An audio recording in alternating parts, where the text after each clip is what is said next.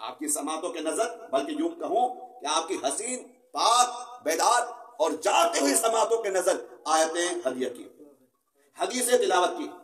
روایت احسان کی، اب حکایت و واقعہ۔ ملتا ہے سید مرتضیٰ الکشمیری، اپنے وقت کے بہت بڑے جلیل القدر عالم دین، رات کا پہر ہے، تاریخی سناٹا ہے، چاروں سو اندھیرا۔ اب ایسے میں دق الباب ہوا، دروازہ کھولا، کیا دیکھا ایک اجنبی، سانسیں اکھڑی ہوئی، پسینوں میں شرابور، اور سلام کرنے کے بعد فوراً بے محل سوال کر دیا، سید یہ بتلائیے جناب موسیٰ علیہ السلام کی والدہ کا نام کیا ہے؟ توجہ کیجئے، ذرا غور کیجئے، تصور کیجئے،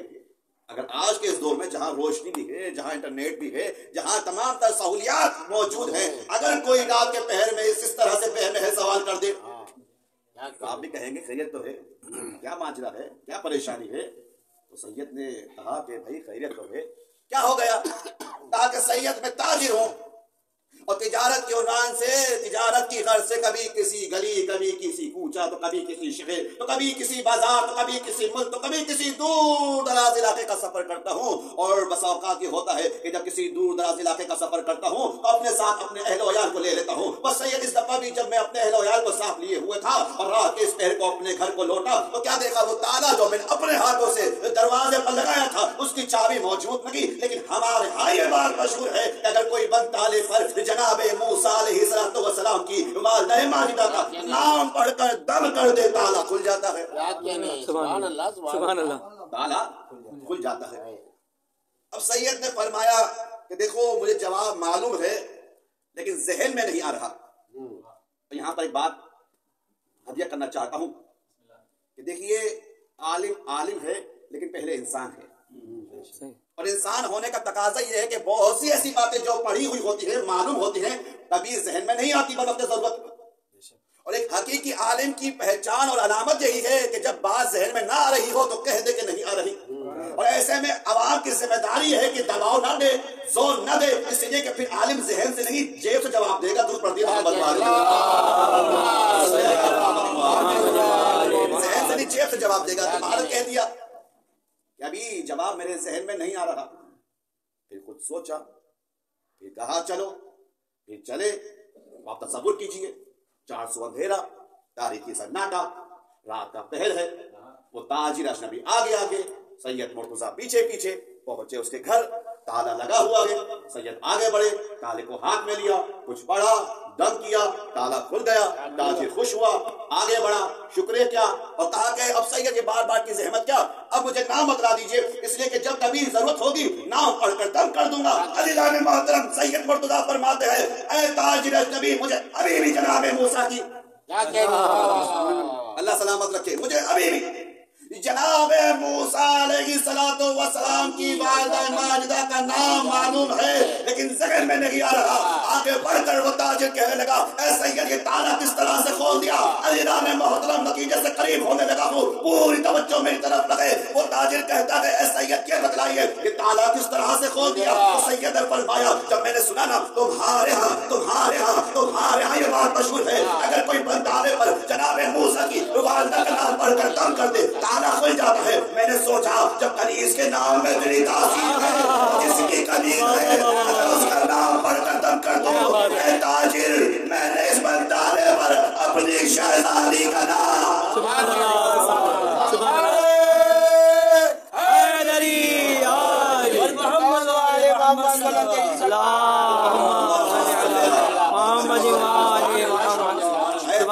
میں نے اس بند تالے پر اپنی شہزادی کا نام پڑھ کر دم کیا ہے، آپ محظوظ ہوئے، لیکن اس سے پڑھ کر ایک اور جملہ سماعت فرمائیے کہ سید نے کہا اے تاجر اے تاجر اے تاجر، میں نے اس بند تالے پر اپنی شہزادی کا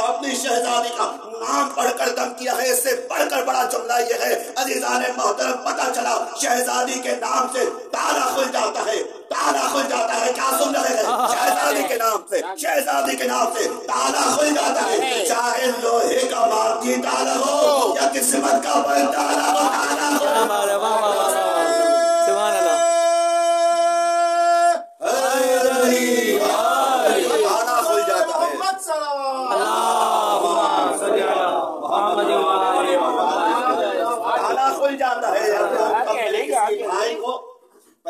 پریشانی ہو، تالا لگا ہوا رزق پر تالا کھل جائے گا، کیا بات صحت کے حوالے سے تالا کھل جائے گا، گھر کے حوالے سے مسئلہ حل ہو جائے گا، گو کہ کوئی بھی پریشانی ہو پریشانی دور ہو جائے گی، تکلیف دور ہو جائے گی، حاجتیں رفع ہو جائے گی، چاہے دنیاوی حاجتیں ہوں چاہے اخروی حاجتیں ہوں، تمام تر پریشانیاں دور ہو جائیں گی شہزادی کے نام سے۔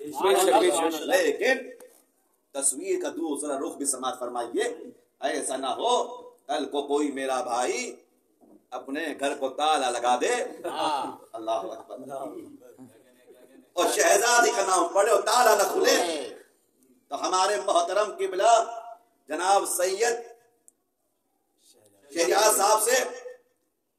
شکوہ کرے کہ مولانا نے کوئی بہت بڑی بات کہہ دی جوش خطابت میں۔ میرے محترم سامعین، تصویر کا دوسرا رخ بھی سماعت فرمائیے، اور وہ یہ ہے کہ آپ یہ دیکھیے، یہ جو شہزادی کے نام کی تاثیر ہے یہ جاری ہوئی ہے کسی عام زبان سے نہیں۔ سبحان اللہ، سبحان اللہ، اللہ آپ کی سماعتوں کو اسی طرح سے بلند رکھے، معیار سماعت، ذوق سماعت اسی طرح سے بلند رہے۔ عزیزان محترم، ابھی حدیث قصہ ہوئی، اور حدیث قصہ میں اللہ نے تعارف کروایا ان 5 پاک ہستیوں کا، کیا کہہ کر کہ یہ وہ ہیں جو رجس سے دور ہیں،